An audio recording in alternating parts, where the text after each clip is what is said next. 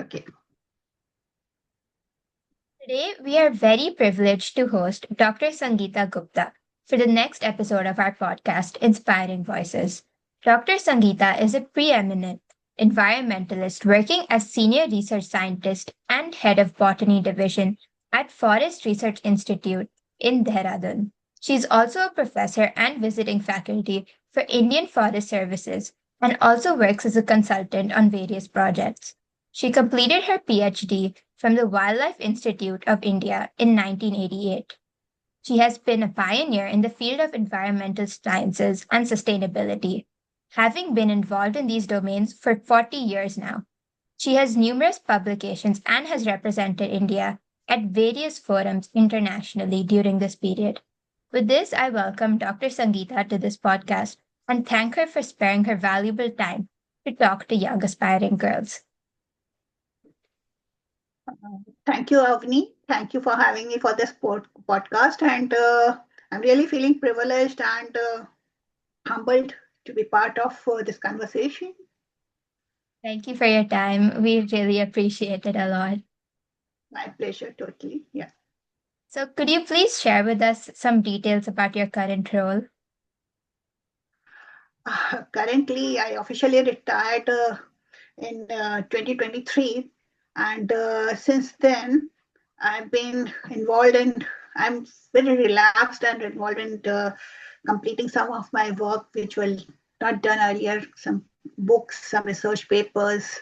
And then now I'm doing work which is really important to me, or in which I feel happy about it, and attending some seminars and then going places with my family and friends. And above all, I'm enjoying the childhood of my grandson. So currently, I'm quite relaxed and having my own time. Yeah. I think that's really inspiring how you're continuing with your passion even after retirement and you're prioritizing your family. So, environment and sustainability have become significant areas of interest now as compared to when you would have started off. So, what inspired you to build your career in this field?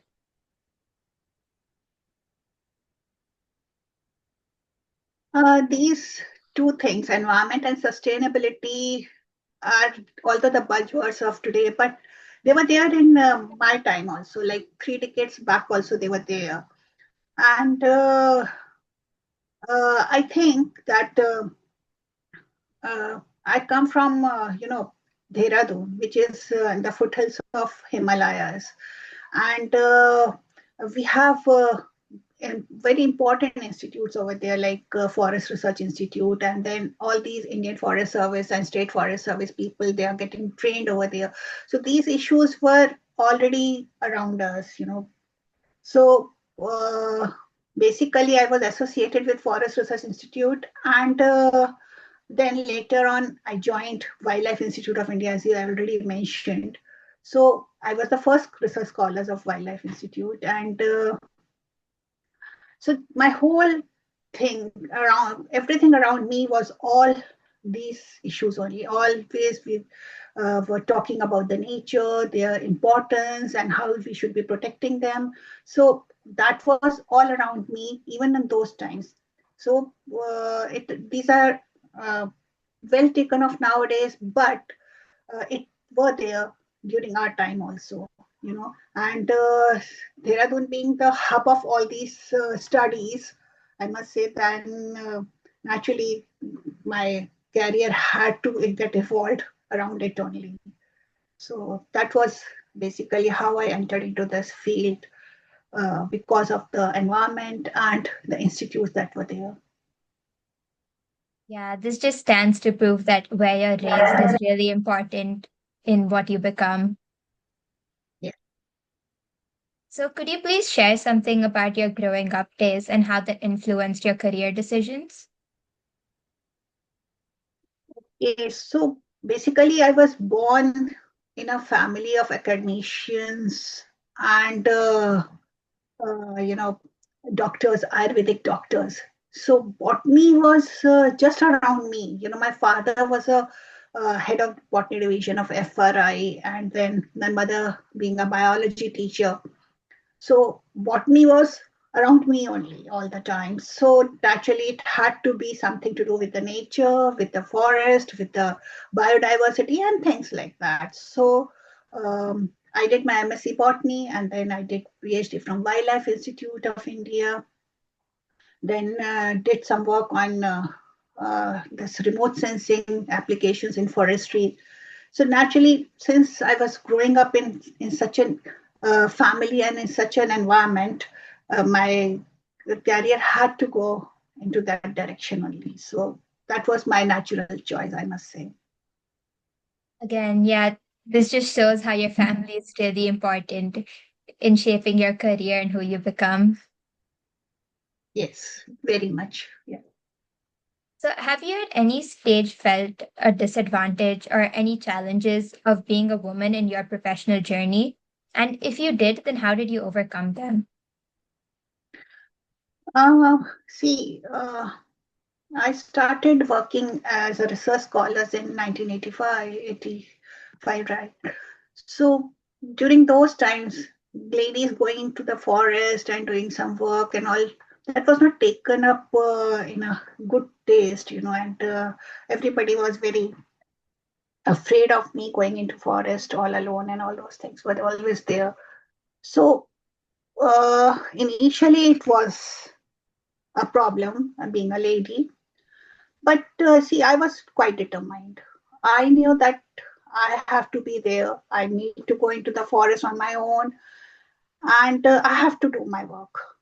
And that work was so fascinating that it never came to my mind that something scary would be there or something might happen, and those things would that never came to my mind at all. I was determined to do that work. So, but on the other hand, I also got a lot of support from my family, my mentors, my research, my guide. My PhD guide was an excellent person. And then my colleagues, even my drivers who used to take me to the field, everybody has also cooperated with me and have helped me out in throughout my journey. So I'll not say that it was a disadvantage, but overcoming it was because of this help also. It is not solely my determination that took me to that place. It was also the support that I got throughout. Yeah, I think that to be honest. determination and passion is important to many That teenagers. was always there, always and always there. I knew I had to go. Whether I get support or not, I'm going to do it. That was always there in my mind. Good that you did get support, though. A lot of people would love to have the support when it comes to things they love. Yeah, and then you should always remember and be thankful to them. Like I'm telling you about my drivers, they used to take me to such difficult terrains that I bow to so much to them. I used to go all alone with them, and they used to basically help me out in going through all those tough areas at times. It's really inspirational how you give more than yourself credit for your success. No, they are part of my success, of course, yes. So, is there any message you would like to share with aspiring teenage girls to inspire us? See, girls of nowadays are very smart, much, much smarter than what we were in our time. And only thing I would focus upon is the work ethics. Nowadays, I've seen that girls are trying to be very, very fast. In our case, we had to work very hard to reach us at a certain place, at a certain level in our careers. We were never running for that. We were determined, we were having passion, everything was there, but we were not taking any shortcuts, never. And and always we have followed work ethics. These two things are very, very important in your life, that always be honest, your integrity and all those things should be maintained. Those ethics are very, very important. Let me tell you, in scientific field, it is very important. True to yourself and carve your own path. Be confident. Nobody can stop you from dreaming. And I always remember that there's a very nice dialogue of Three Idiots, na? कामयाबी के पीछे मत भागो, काबिल बनो, कामयाबी तो झक मार के पीछे आएगी. So I really like that statement. That dialogue is really very near to my heart. That and also, for teenage girls, I must say that limit your desires. Limit your desires to stay happy. That is more than, and don't come under any peer pressure or things like that. Be what you are yourself. Be yourself. Just that. And no shortcuts, please. No ways. Yeah. I think, yeah, you're 100% right.